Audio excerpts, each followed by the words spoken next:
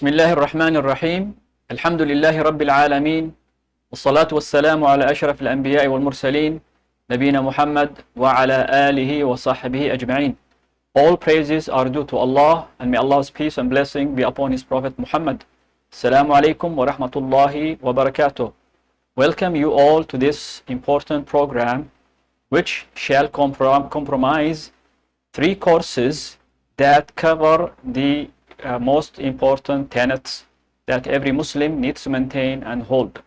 First and foremost, we need to be grateful to Allah subhanahu wa ta'ala for making us among the Muslims. To be upon this great deen, it is a favor bestowed upon us by Allah Azza wa Jal. When we see so many people are in a state of confusion, disturbed by the so much infatuations that this life is leading people to.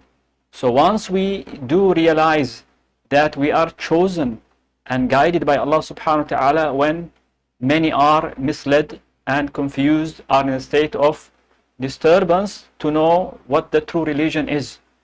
Once this is understood and perceived in a well manner, then we should display the due gratitude to Allah subhanahu wa ta'ala for having that. So in this program, inshallah ta'ala, it is designated for the beginners in Islam, for new Muslims, and even it is also applicable for young children, 10 years and above. So let us take this issue seriously and hold and maintain these fundamentals in a very serious manner. At the same time, learning them, practicing them, and conveying and sharing these information with others who are in need for it. So the program will comprise 3 courses. The first course will be in the belief issues. It's called from the book My Belief, where it will cover the pillars of Islam and the pillars of Iman. The second course will cover the worship matters, specifically for ablution and prayer. So maintaining and learning the rulings of ablution, wudu, and the rulings of prayer.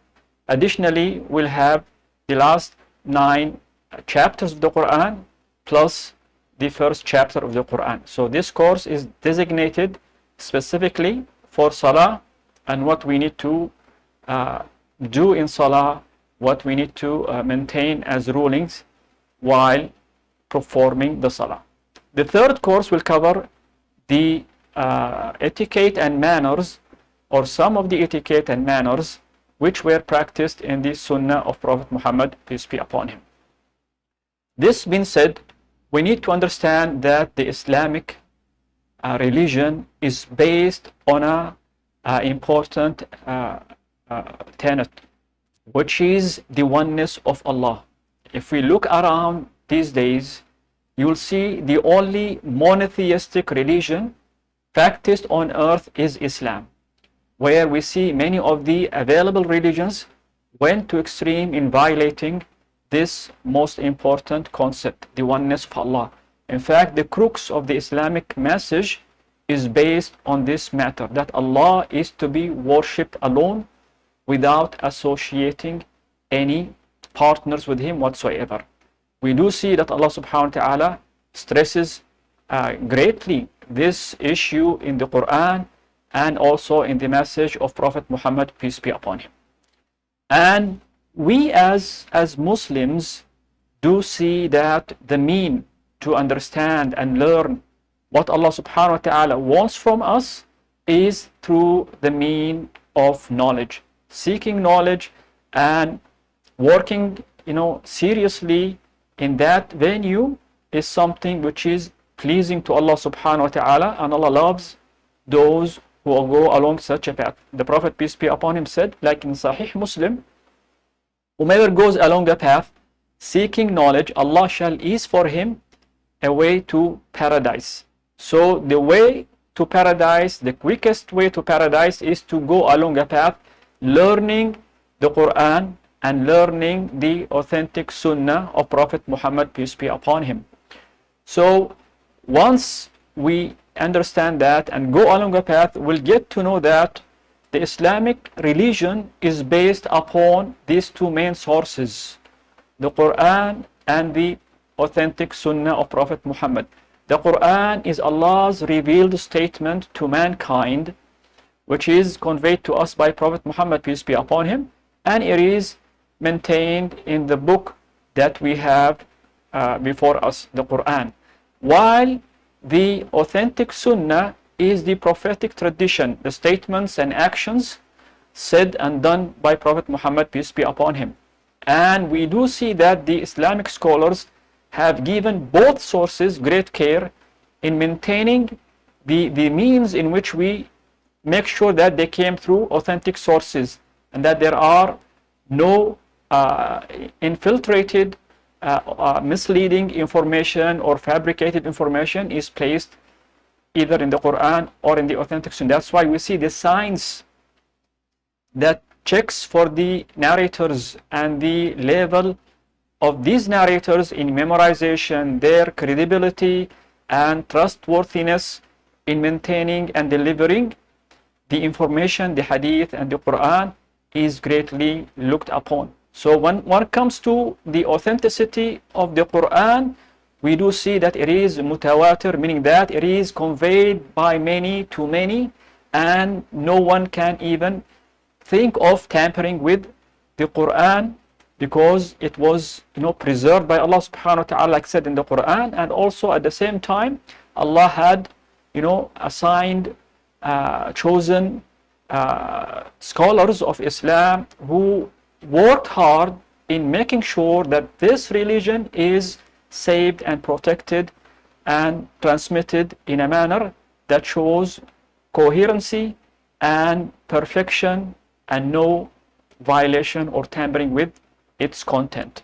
So when we look to the Quran and compare it to the other books, there is no comparison in reality, and that the way in which the Quran was transmitted to us came through a very stringent means where no one would dare even to change an alphabet, a single alphabet or a vowel in the Quran itself. We have millions of people memorizing the Quran, practicing it and learning and studying its content and making sure to even recite it the way it was recited by Prophet Muhammad, peace be upon him.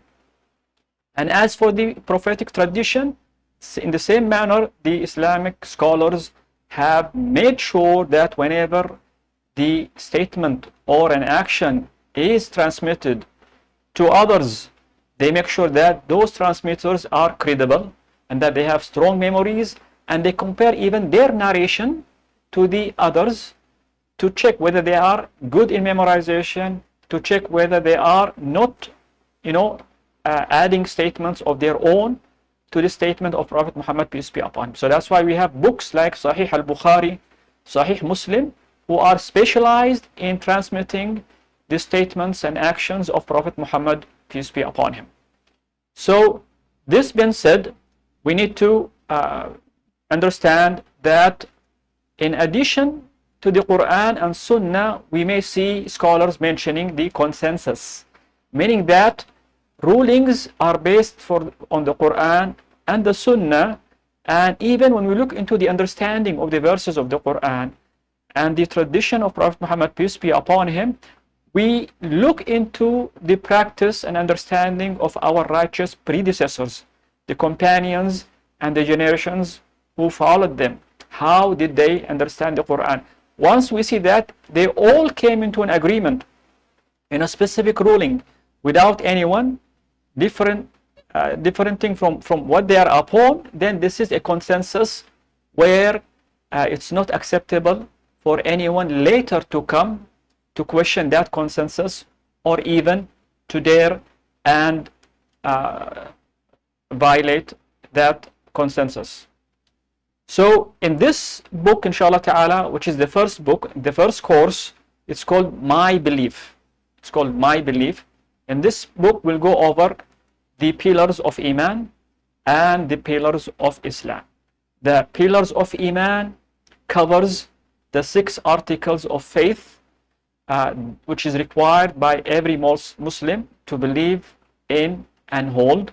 and these are matters of the unseen. While in the case of the pillars of Islam, we have 5 pillars of Islam. Those are practical things in which Muslims are required to practice and hold while accepting Islam. So based on these articles of faith, which are 6, and articles of Islam, we'll go over it in this first course, inshallah ta'ala. And due to that, we'll also make sure that we may add quizzes ongoing with some lessons and some of the courses where we'll have also a final exam to double check one's understanding of the content of the book. So I urge you to continue with this program and to share it with others in order for you to understand the true message of Islam and to make sure that you put it into correct practice, and at the same time we strive hard and do our best to share it with others. So stay inshallah ta'ala tuned with us, and inshallah ta'ala starting from next class we'll go over the first important issue in the book called My Belief, which is this book before our eyes. And inshallah ta'ala we'll have a PDF copy of the 3 books available with the courses, and those who are interested, they can hear and watch this program and all at the same time download the PDF copies of the book inshallah ta'ala. So may Allah bless such gatherings and such sessions, and I ask Allah subhanahu wa ta'ala to make it beneficial to the speaker and to the listener. So all praises are due to Allah, and may Allah's peace be upon His Prophet Muhammad. Wa sallallahu ala nabiyyina Muhammad wa ala alihi wa sahbihi wa sallam. Assalamu alaikum wa rahmatullahi wa barakatuh.